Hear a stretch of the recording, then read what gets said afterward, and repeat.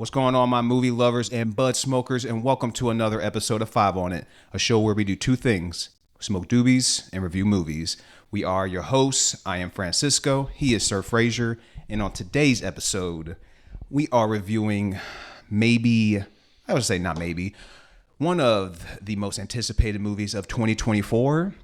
We are talking Deadpool Wolverine. But before we dive into that gem of a movie, Sir Frazier, what are you smoking on? Man, so we got some wedding cake. This is you guessed it, toking blunt. We've been smoking on these quite a bit lately. So wedding cake, it's hybrid indica leaning. This is a combo of some Triangle Kush meets Animal Mints. Ooh. Well, you already know I love the indicas, so this is right up my alley. So, you know, it's funny. I went to the dispensary and I was talking to my guy Craig.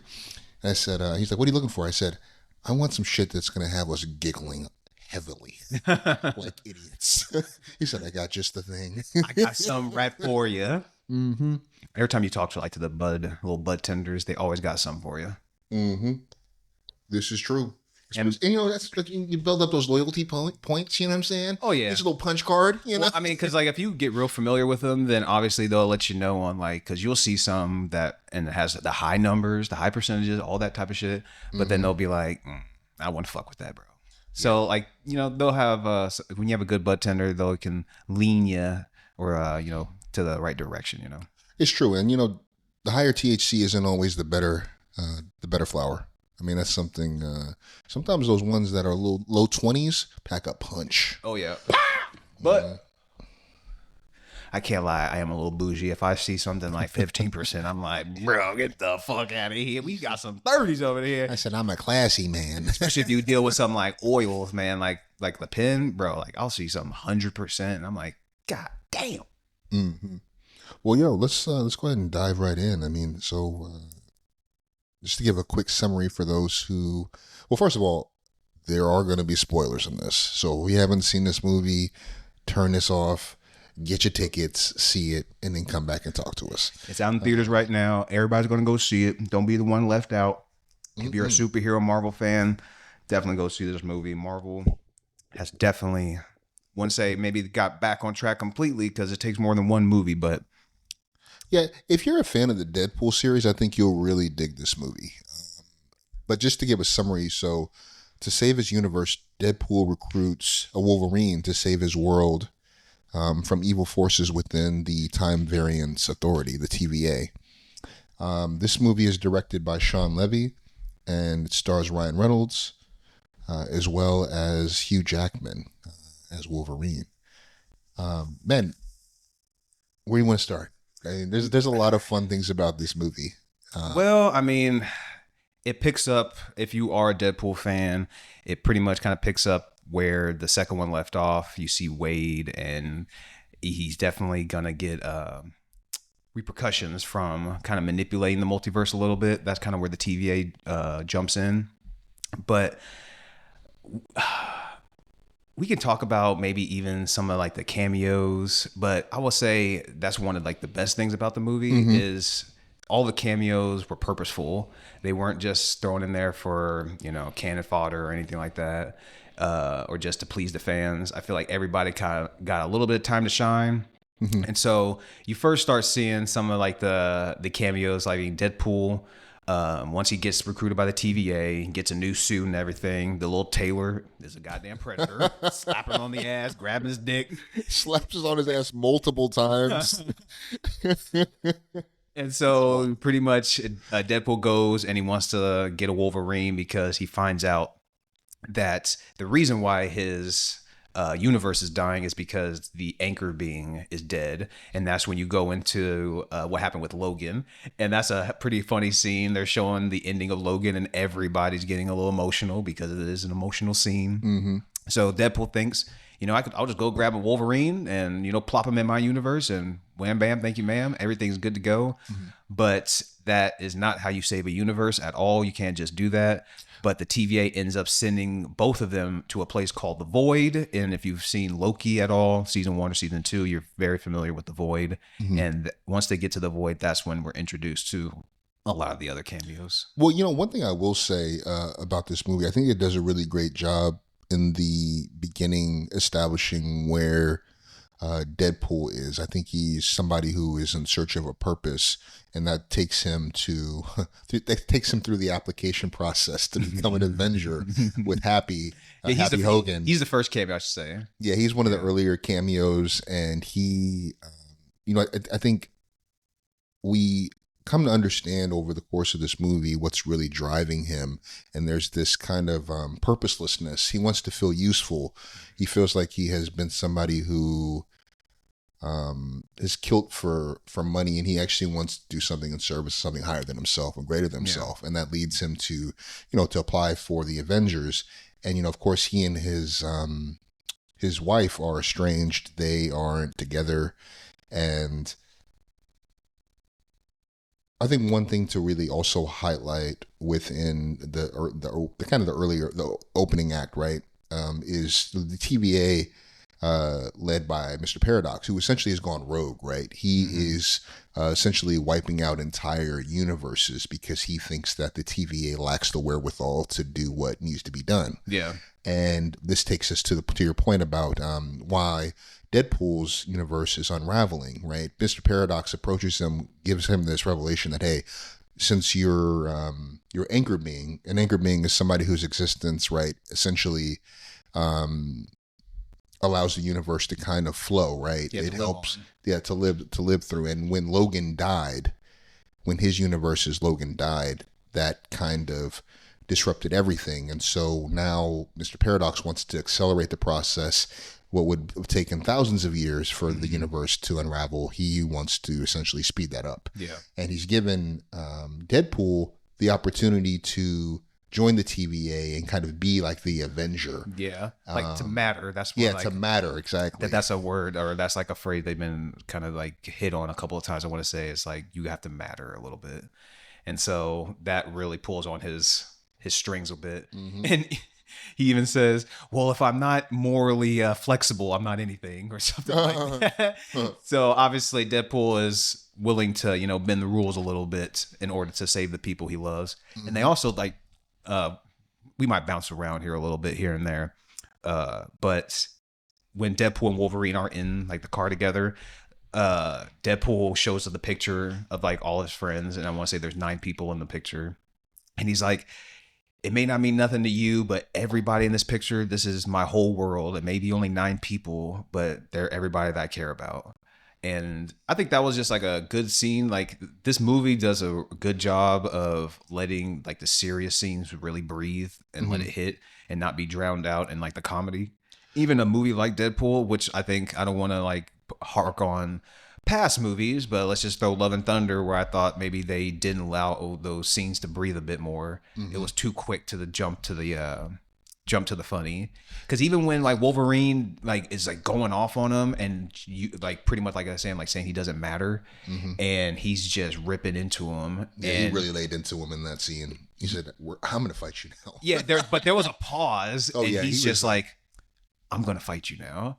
And that was just like, that just kicks a fucking badass fight scene, which another plus for this movie is like the fight scenes from the opening credits. I mean, the fight scenes are really great, where they're, Deadpool's essentially on the run from the TVA because he's gone rogue. I'm trying to think.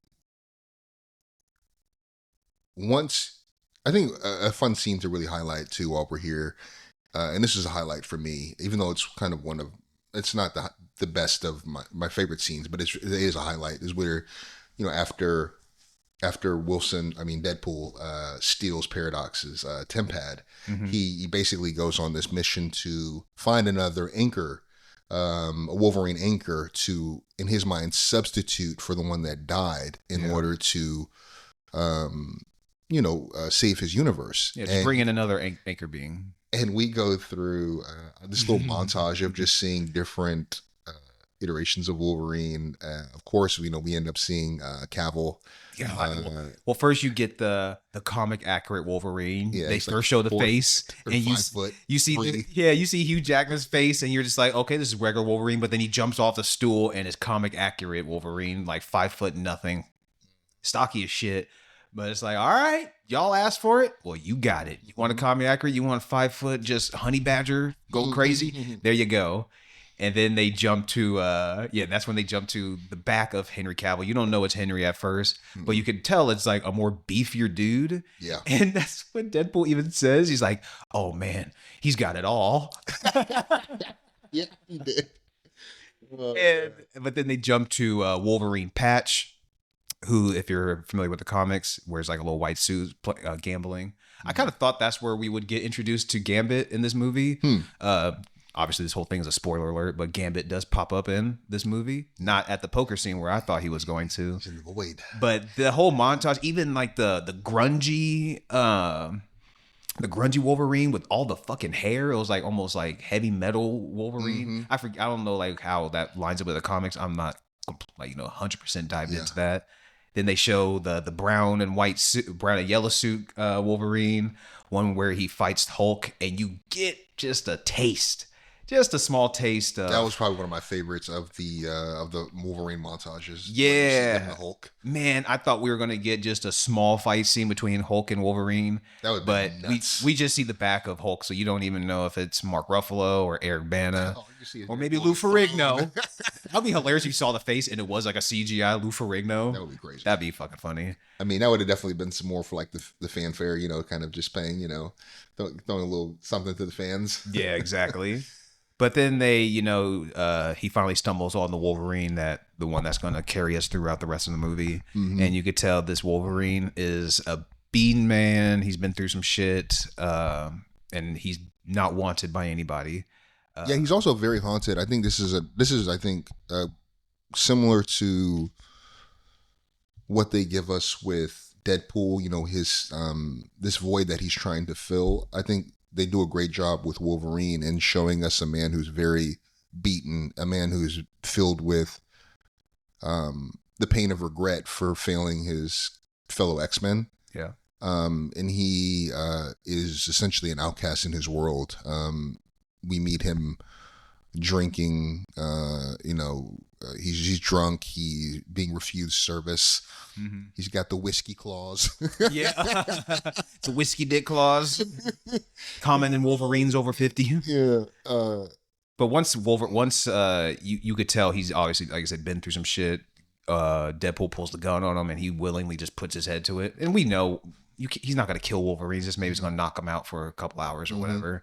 But he drags him back to the TVA, and that's when he finds out you can't just swap, anchor being for an anchor being, or you don't even know if he's the actual anchor being in that universe. No, particularly. No, but you just can't bring in another Wolverine and just swap him out like that, like a basketball game or anything like that. And it's funny, that scene where he brings him to the TVA in Paradox, it reminded me a little bit of the Loki series where, Paradox says to Wade, "You brought me the worst, literally the worst Wolverine of all the multiverses." Yeah, he's like, even if this could work, you brought me the worst one.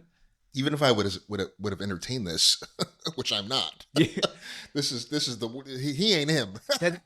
And honestly, like I said, I don't want to bounce around too much, but I'll save that for like some of the negatives that we'll have like towards the end of it, because it's, as much as I love this movie, I do love this movie. It's awesome. It's probably my favorite Deadpool movie, next to the original. But it's not perfect. So we'll have a couple of some things to say at the end of this. But we'll stay on the positives right now. Yeah, no, I think just to piggyback off of the dynamic between Deadpool and Wolverine, I think this movie kind of feels like almost like a Marvel Nice Guys, like in terms of just the complete opposite types of personalities.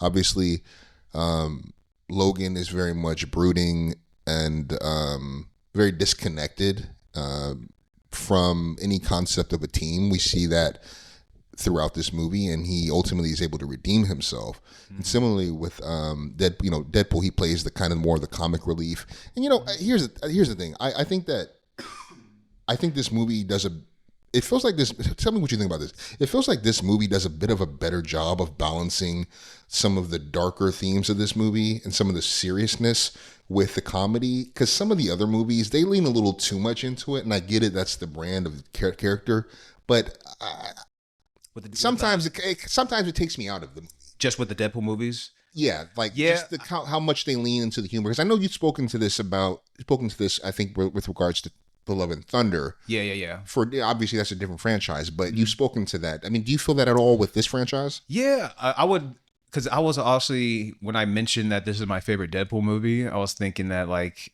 it's with the first one because of like that emotional like connection, as far as like not just I have emotional connection to it, but just in the movie itself because of Deadpool and what's his wife's name in the movie?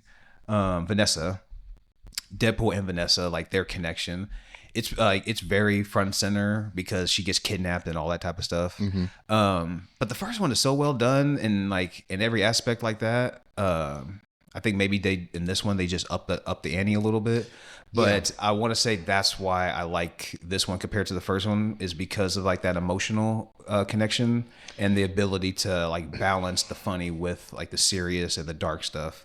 I feel you. I was really curious to hear your thoughts on that too, as we were talking about this.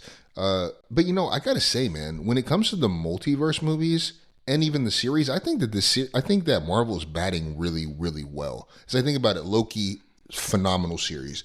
You and I have talked off camera about that, how great that show is. I think that this movie also excellent. Spider-Man, even Doctor Strange. Doctor Strange is pretty good. Probably my least favorite of the three we were just talking about. Maybe we should review that because it is a damn good movie though. Don't get me wrong. Honestly, I liked it because I like Sam Raimi. I like it better than the first Doctor Strange. What did you say? You heard me. You like it? You hear that silence? No, because I was thinking about that. I'm open to that. I think the first one. I think the thing that plagues a lot of these first ones is the world building that's required. Yeah. When we're stepping into the character, we're going to be reviewing Batman 1989 here soon. And I think that movie is really great because it doesn't do all that. It peppers it in through flashbacks, but actually, I don't want to get into the movie right now because we could talk about that. Yeah. Oh, Doctor Strange or Batman? No, the Batman 1989. No, but we'll have that coming. But to your point though, I do like that movie. I think it's my least favorite of the Loki, Deadpool, and Wolverine, and even the Spider-Man Far From Home or No Way Home.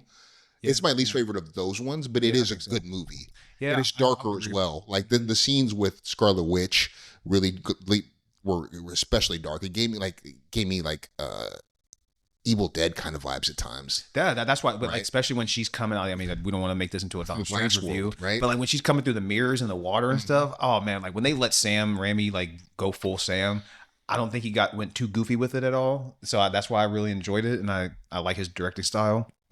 But like. Just a quick note of Doctor Strange, like compared with this movie, is like one of the cameos. They killed it with Deadpool and Wolverine as far as the cameos and making them have purpose. But like, I think Doctor Strange could have been more received with that. Maybe if they hid it a little bit better, because they hid everything with Deadpool Wolverine for the most part. Yeah, they showed they do with the flames and everything, and they started like releasing a few more things as time went on. But maybe if Doctor Strange would have hid all of their cameos or, most of them, because once the Illuminati showed up, they should have just kept that under wraps. I feel like that should have been a reveal for the theater. Almost like how Blade, when Blade comes in, he got one of the loudest crowd reactions when we saw that. Like when he came in, like the fucking crowd went nuts. Yeah, well, we're speaking of the cameos. Let's go ahead and pivot. So once, after Wolverine and Deadpool go to the TVA, Paradox prunes them and they're sent to the Void, and immediately we meet Chris Evans. Yeah. And I loved that was definitely a curveball because I was excited when I saw him, and Deadpool refers to him as Cap, so there's that misdirection. Yeah, right. He's like, he says, "Stay close." He's like, "I'm right behind you." Dude, it's like all up on Chris Evans. It was a great reveal because I'm like. like I follow a few like different channels, and so like I'll try to stay out of like some spoilers, but it's hard to every now and then you'll come across a few things. And so I want to say I did hear that he might have been in this, but I wasn't believing it. I was like, even if he popped in, I was like, it's going to be as Cap, most likely. But I wasn't expecting him to come in as Johnny fucking Storm. No, and then he hits that flame on. Bro, yo. Deadpool, his reaction when he's expecting him to say Avengers Assemble, he goes, flame on. Bro, that shit was fucking hilarious. But I'll say a little quick note.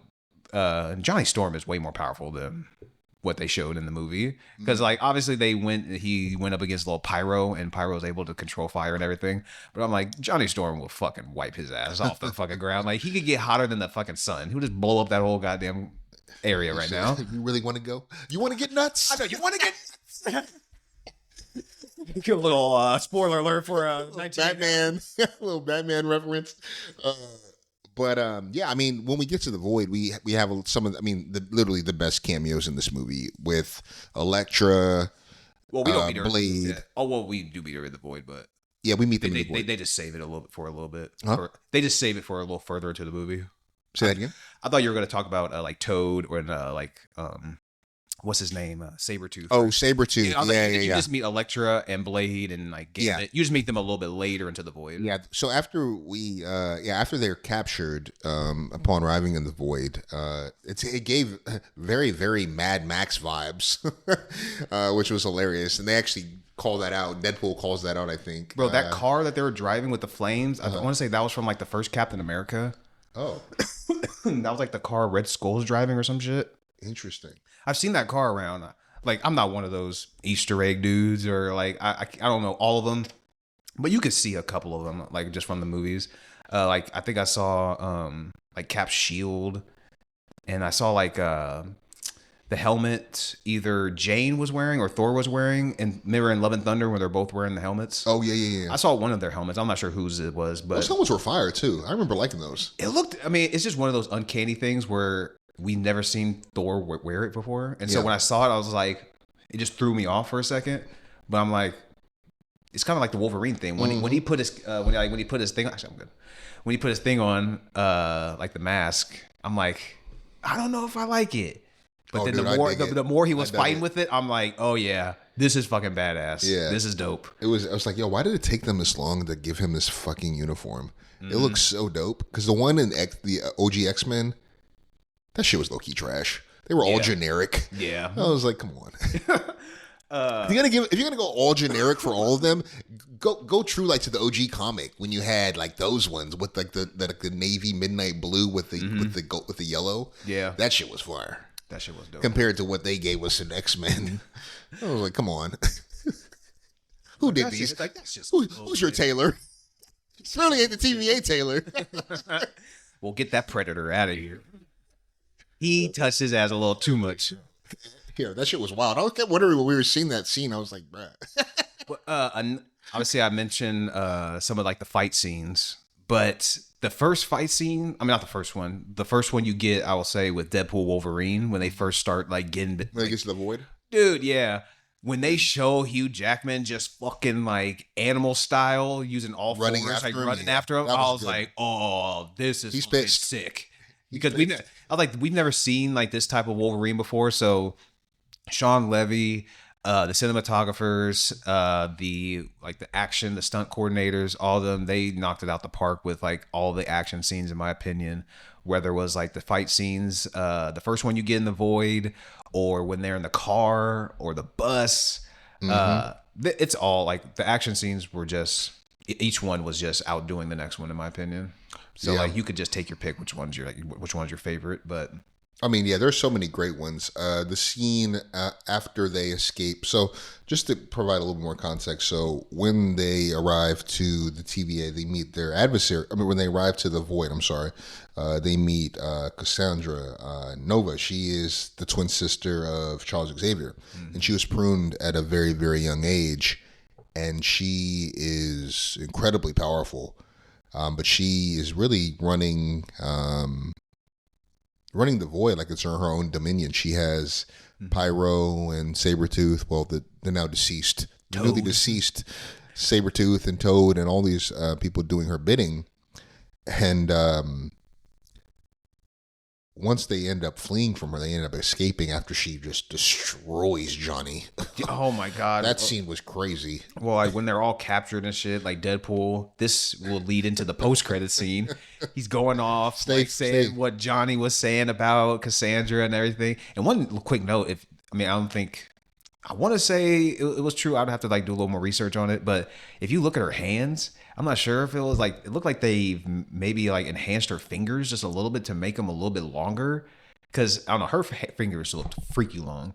I'm not sure if the actress just has like long fingers like that, but I want to say they did something to her hands to like just give her like, because they just really focused on her fingers a lot in in this movie. Well, yeah, the special effects when she was actually physically entering the minds of whether it was Logan, Deadpool, Paradox, the special effects on that were really cool. Spot on. I mean, it was freakishly good. It was so funny with Pyro when she was like, I'm gonna find out who was your little secret deal. And he's like, whoa, bitch, just ask. I'll tell you everything. Don't put your fingers on my brain. And you just ask sometimes. No, seriously. And he's like, all right, my hands are in my pocket. Consent is important. He's like violating people. Like, oh my, he violated Paradox. That was bro, just dragging him around in that subway. Like, I was trying to find like errors in some of like the CGI and the effects and everything. I couldn't find anything. Obviously, I don't work in that department. I'm not an expert or anything, but I can only tell what my eyes what my eyes see, and everything looked crisp, clean, money. But when they kill Johnny, she just rips his fucking skin off. Deadpool's going off saying Johnny said this, said that. I'm not even going to try to repeat it. You will just have to go and watch it because it's fucking hilarious. I won't do it any sort of justice. But Cassandra just completely rips off Johnny's skin, leaves him like a bloody skeleton, and he just drops. All hell ensues because Eliath is coming, and it's just the beast that goes through the void. And Eliath is coming to eat everybody, eat anything. So everybody's pretty much taking cover. And that's when Deadpool and Wolverine are able to flee and, get out of there. Mm-hmm. And we also learned very quickly upon once they arrive to the void that there are a lot of Deadpools that have been pruned and sent here. I mean, of every variation, literally, like it seems like hundreds. Well, right when as soon as they get away, you meet Nice Pool and Dog Pool. Dog is like the ugliest little dog you'll ever see. I think they said, I think in interviews with Ryan Reynolds, they've said that dog has won like ugliest dog of London a few years in a row or some shit. I don't know. I think I saw that in one interview. But Nice Pool is actually pretty hilarious because by the end of it, when they get into a shootout when it's Deadpool, Wolverine, and Nice Pool against all the other Deadpools, then he's like, all right, so when do you regenerate? Regenerate? What does that mean? Yo, the one Deadpool who couldn't regenerate, and he's using him as a shield as they're fleeing to get into to hide behind the car. And Logan's like, yo, that was murder. Nice way to say it, but Nice Pool ends up giving them his Honda Odyssey. So they can get to the borderlands to join the resistance, who we learned to be Elektra, Blade, Gambit, and Laura. But before we get to that point, we got to touch on that fight scene again. I think that's one of my favorite scenes. I think we see a different side of both of them because both of them are like they're in a fit of rage in the car. Yeah. They're both just enraged at the other because Logan went along with Deadpool because Deadpool told him, not only can we save my universe, which is why I need you, through the TVA we can save yours. And we come to find out that that was a little bit of wishful thinking. Yeah. It was what was it? An educated wish. Educated wish. Ew. And that pretty much sets that sets Logan off. He said, did you just fucking say an educated wish?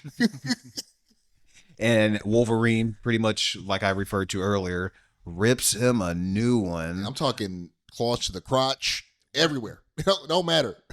Well, I mean, first with like with the words. Yeah. Well, he leaned into him. Yeah, like he rips him up with like his words and just pretty much like what we referred to earlier, almost like a theme of this movie is like finding your place and like how do you matter and all that type of stuff. And he obviously strikes a chord with Wade Wilson, and he said, "I'm gonna have to put hands on you now." We're gonna fight Fork now. knife. baby knife. Baby knife. Dude, the baby knife reference was fucking hilarious and out there throughout this movie, which it never even. I don't know why baby knife just hits for me, like, and they just kept doing it over and over again. But the goats, I don't know. I don't want to get on Love and Thunder again. Let me leave that out here. Yeah. Let me just get off that. But I don't know. There's just so many like good things about this movie. Whether it's the fight scenes, how they're shot. One thing I could think we can maybe you want to drift into some of the negatives because I got one just right off the rip that I can just talk about. Well, what's the negative? I mean, the soundtrack was okay. Like even like the NSYNC Bye Bye Bye at the beginning. Oh, that was like it's funny and everything, but I'm just like they use like I don't know, like when I start hearing like so many popular songs, like sometimes I just want like something badass, something different, something I've never heard before. When you're just using like just super popular tunes, I don't know, it can be hit or miss. It wasn't like a super like downer for me. It didn't take me out of it, but it was just like, wish we would have got something a little bit different, maybe with the music in certain instances. But that's if I have to lean it towards like the plus or negative, I'll throw the negative side on the soundtrack. It wasn't really my cup of tea. Yeah, I think for me, the TVA is clearly in the background in the background of this whole movie, right? But I think I would have liked to have gotten a little bit more of a glimpse on what's happening internally within the TVA, because obviously through Loki we understand how central he is in keeping the timelines together. Yeah. I guess I would have liked to have gotten a little bit more insight just on where the TVA is currently. That's not a knock. That's not even a negative. I just was thinking from a writing standpoint, because we do see quite a bit of what's going on. Of course, we have Hunter B-15, who makes the arrest on Paradox once they find out what he's been doing. Yeah, you've seen her from Loki. Both seasons. Yeah, she nails it. It was so funny when her and Peter. Oh yeah, they have their little sexual interaction. Well, not Peter is wild. Just what do they call it? Little romance. Chemistry. Yeah, chemistry. That's the word I'm looking for. Chemistry. That shit was fucking funny. That was a good scene. Oh man, they really just did so well with like the comedy and a lot of the jokes. I want to say like this might be the funniest MCU movie that they've put out. As I say, that's a pretty short list too. When you think about it, there's not a lot of funny. I mean, because the only ones I can like is like Guardians or Ant-Man. I mean, because those ones usually tend to lean on like the funnier side. I would, but Guardians has some really great funny moments. But I don't know if it's made me laugh like from start to finish. Yeah, as this much did. The humor isn't it's not as, they don't pour the humor on as much as they do here. Which, to be fair, for me, this isn't a knock against this movie. This is just, I guess, just an observation on this character and this franchise, the Deadpool franchise. They do lean into the humor a lot, and sometimes it takes me out of the movies. I don't mind them breaking the fourth wall here and there, but sometimes they can do it a little bit much. But again, like, to me, that's Deadpool. Yeah. And so like, you either dig that or you don't. I do dig it, but sometimes it is a little poured on a little too thick for my taste. But yeah, because like in general, like I still like I fuck with this franchise. I think this is, granted, I haven't seen the second one or the first one in a minute, but this could be recency. I don't think this isn't recency bias.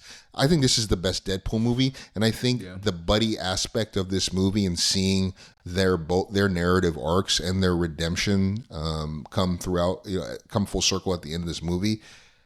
It's such a great part of the story. That's what puts it over the edge for me. Exactly. I think it's that the tandem of those two and their how opposite they are that makes this movie certainly a big win for Marvel in a time where it's been rocky. Let's just be real. And man, like, maybe I have to watch it again.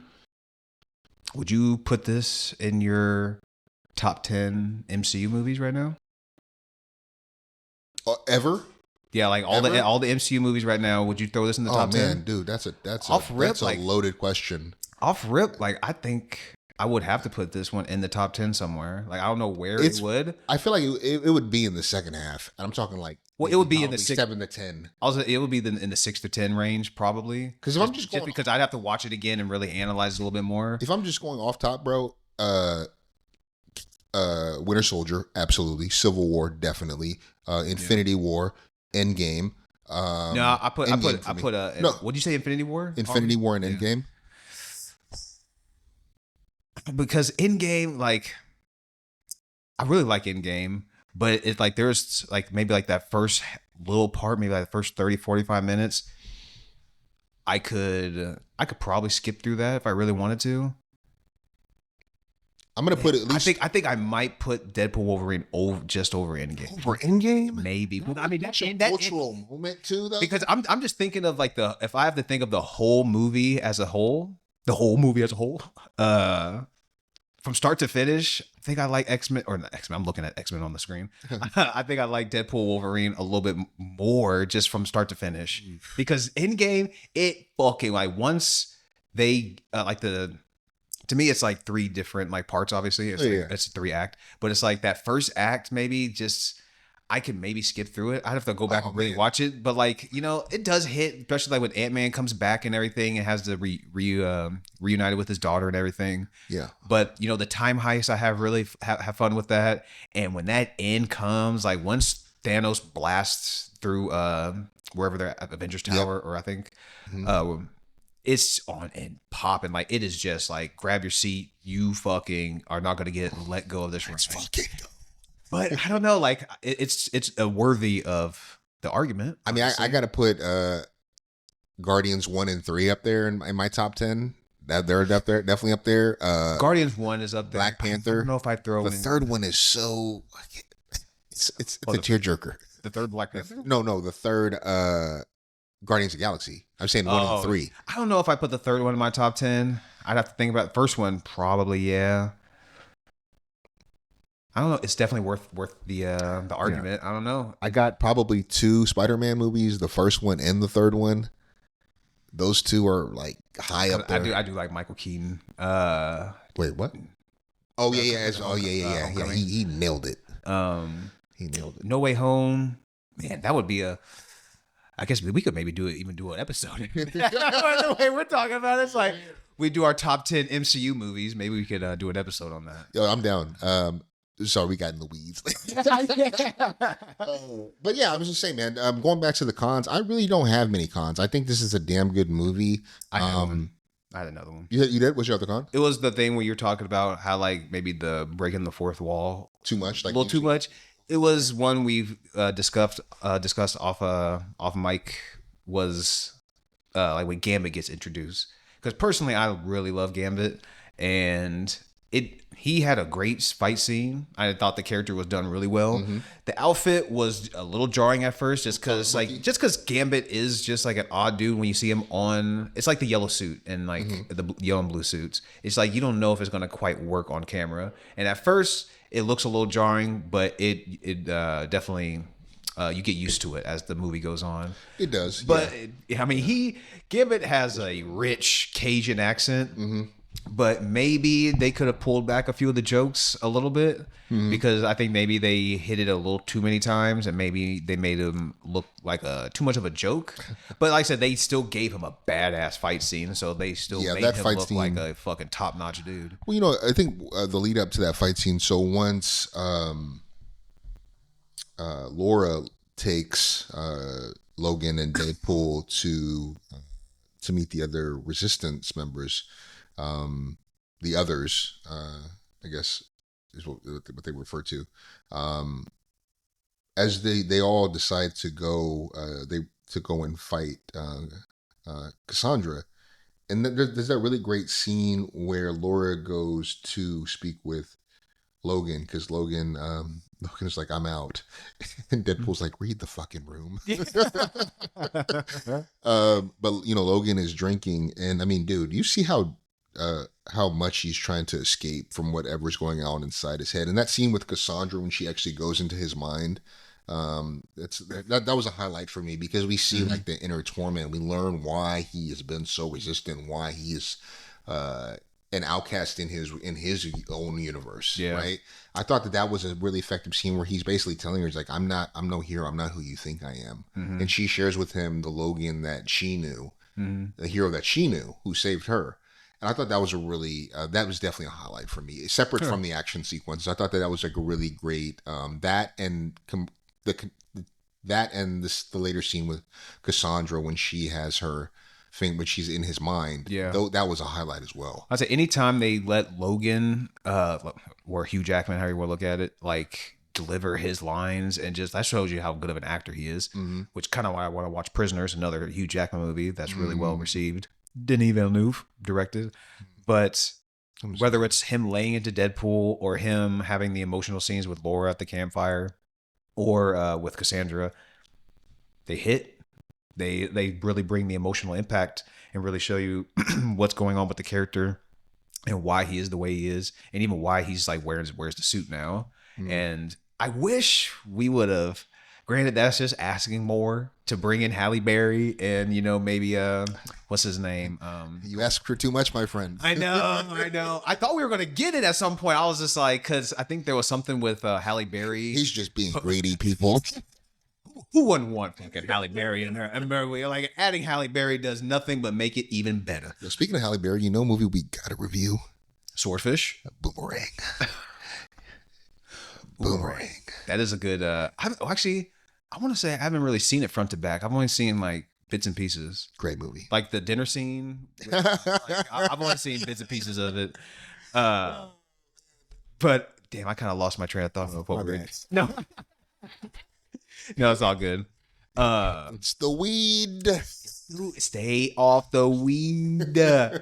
One thing I'll say too is we're talking about highlights. I think Yeah, but I'm just like reading up a little bit on Deadpool Wolverine right now, and I remember they were talking all about who was going to play Lady Pool, and we don't even see that. Oh, we're talking about those scenes. Just remembered the scenes with Hugh Jackman and everything. Mm-hmm. Yeah, those scenes definitely hit.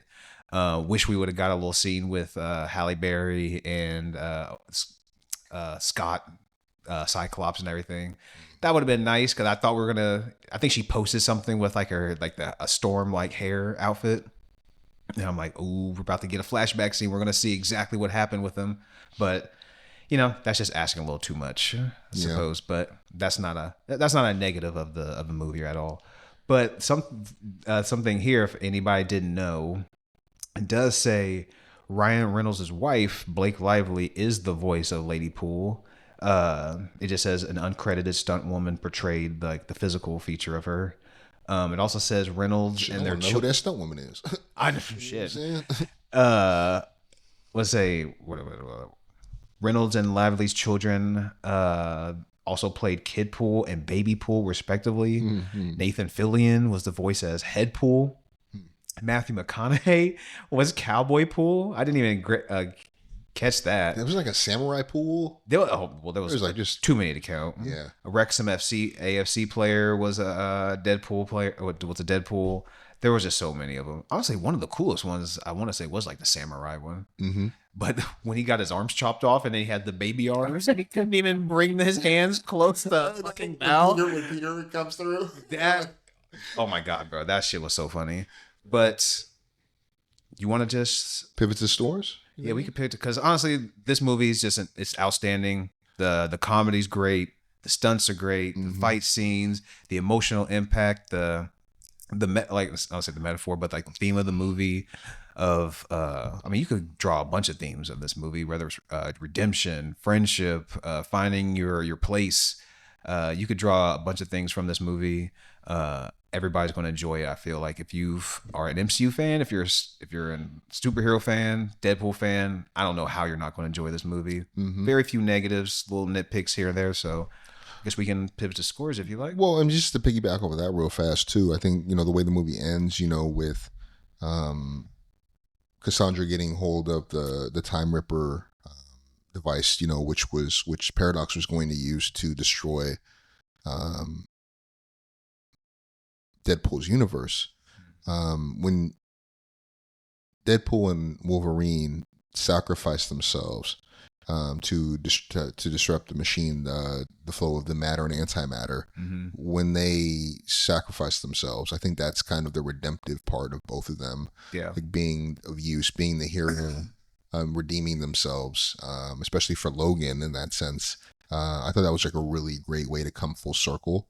And then, at the end of the movie, we see, Vanessa and Deadpool reconcile. Yeah. Logan encourages that. You see like this friendship actually develop between them as well. So that was also a rewarding aspect to this movie. And you saw Laura at the table. I mean, obviously the friends. So it was a great way to end the movie. Yeah. But another quick note, obviously, when they're hand in hand, Hugh Jackman's shirt gets ripped off. And I was like, this is another way of like, I just don't know why this hits for me. And maybe some of the other MCU movies like maybe didn't. That's more recent. But even Deadpool like just glances over and just starts like kind of staring at his abs and everything. And it's just such a subtle just nod to just, like I said, the funny, but also getting off of it, making it quick, and then getting back to the emotional impact. Because you think at this moment that they're both going to perish, they're both going to die, but then they pop up at the end. They obviously feel like, since it was just two of them, they thought it was just going to be one person doing the sacrifice. Since there's two beings, obviously they have that regeneration factor. Powers, yeah. They're able to survive the blast, but there are obviously rumors around of where this could possibly lead to in the future. Maybe Loki pulled them out. Maybe they're setting up a Secret Wars. Who knows if we're going to get Hugh Jackman again as Wolverine, but I bet we get Deadpool for sure. No, for sure, man. So should we go into scores? Yeah, I'll kick us off, man. I'm feeling a strong 4. I really enjoyed this movie. I definitely could rewatch this. It's one of the better movies Marvel's done for me. Really post Thanos. So yeah, definitely check this out. What about you? I'm getting pretty much kind of what you got, but I'm going to give it a slight 4.5. Really enjoyed the movie. Definitely jumped out of my seat when Blade came out of the little tunnel from the void, and then damn near stayed out of my seat when Gambit came out, because I'm like, holy shit, we got two of my favorites right now back to back. So I thoroughly enjoyed the movie. Few little nitpicks here there. It's hard to be perfect in this world. I think I've only given out the 5 a couple of times, and this just falls a little short, but it gets a solid, very solid 4.5. Definitely check it out. All right, folks, that's our episode for this week. Thank you for joining us. Peace.